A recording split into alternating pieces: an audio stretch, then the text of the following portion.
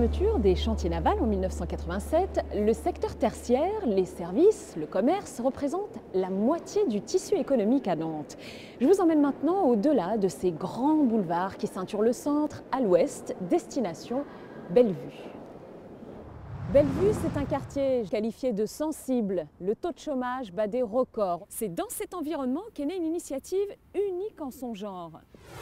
Un atelier pensé par une femme qui s'est un jour retrouvée au RSA avec ses 2 enfants et qui a réussi à réaliser son rêve, devenir couturière et styliste en aidant à son tour d'autres femmes à s'insérer dans la vie professionnelle. Elle s'appelle Farida et on va aller la retrouver chez elle.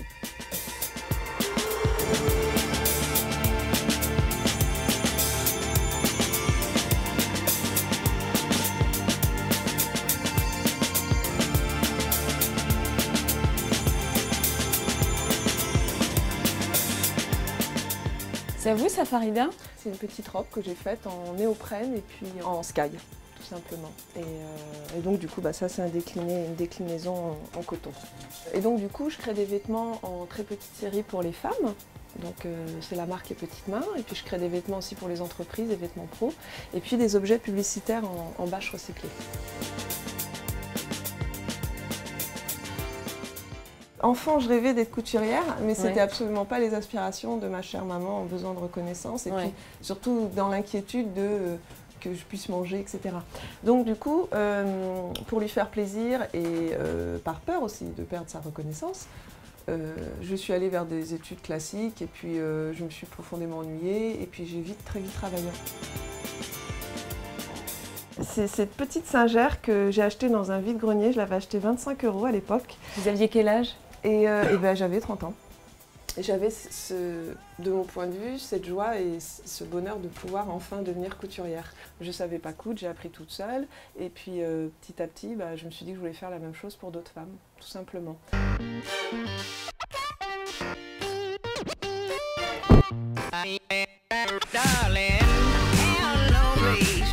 Là, on arrive dans le quartier de Bellevue, qui est un quartier zone prioritaire sécurité, là, les zones SPEC. Et aujourd'hui, malheureusement, on parle de Bellevue comme d'un quartier assez chaud. Alors qu'à Bellevue, il y a plein d'acteurs associatifs, hyper actifs. Il y a plein de très belles initiatives.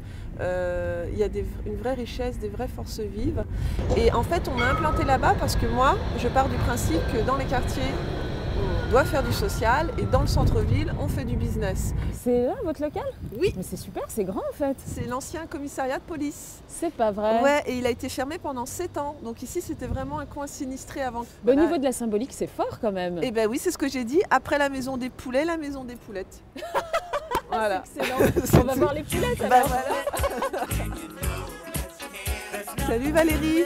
Bonjour. Ça va Anida?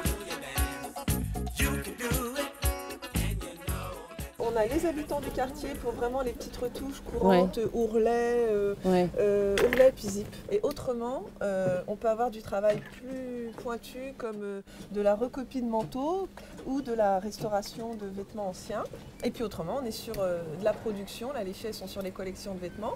Et là, tu vois, des portes catalogues pour un théâtre à Angers qui s'appelle le Quai Théâtre, puisque je recycle toutes les bâches publicitaires et que je les transforme en objets, je leur donne une seconde vie. Mais là, on est loin de votre machine singère quand même. Eh bien oui, puisque l'objectif après, c'est qu'elle retourne vers le marché du travail. Donc ici, on crée vraiment des conditions réelles de travail, c'est-à-dire qu'on est un mini-atelier. Donc ce sont les mêmes machines que dans des usines. Quelle est la différence finalement entre l'atelier d'insertion et la vie réelle? Les filles ici, elles ont un avantage qu'on n'a pas dans d'autres ateliers classiques, c'est qu'elles ont le temps de faire les choses. Parce que si ton patron il te dit tu es gentil, tu me rénoves la cape, mais tu me fais ça en 3 heures, le salarié, à part le mettre en échec, et puis générer du stress et de la tension, moi de mon point de vue aucun intérêt. Or là Valérie, elle a pu prendre le temps qui lui était nécessaire pour réparer cette cape.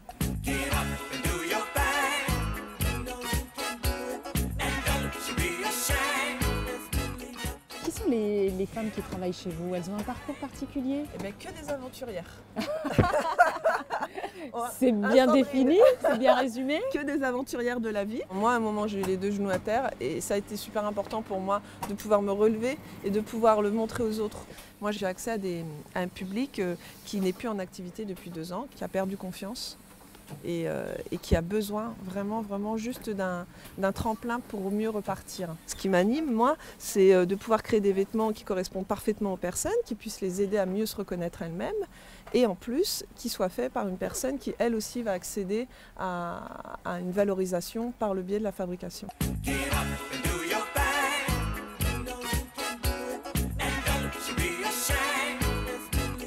Mais vous, Farida, d'un point de vue plus personnel, qu'est-ce que ça vous apporte aujourd'hui d'être à la tête de cette petite entreprise qui devient grande? Donc pour moi, la logique aujourd'hui, c'est le juste retour des choses, c'est de donner aux autres ce que j'ai reçu à un moment, que ce soit dans l'enfance, par exemple juste par le biais d'un assistant social bienveillant qui me permettait d'aller en colonie de vacances en Allemagne, alors que tous les autres restaient dans le quartier. Voilà, tous ces gens-là nous ont aidés et aujourd'hui, pour moi, c'est à mon tour de rendre. Voilà, c'est juste rendre l'appareil.